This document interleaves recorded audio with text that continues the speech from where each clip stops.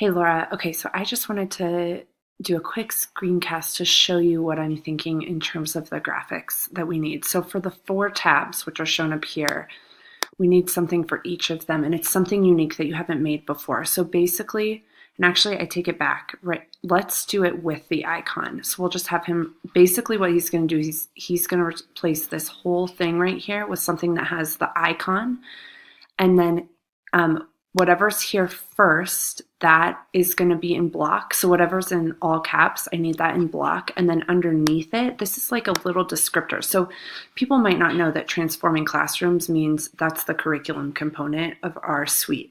So then we want curriculum to be in script.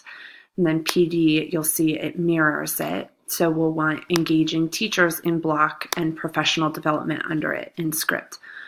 I'm feeling really torn on whether or not it makes sense to have the icon in the same graphic or separate as the text. Now that I'm looking at it again, I'm thinking let's do it separate.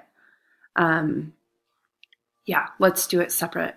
And we need that for each page. So like the research and testimonials, this will be your new icon that you made, and then research and testimonials will just be in block. And then I have some text that's coming here.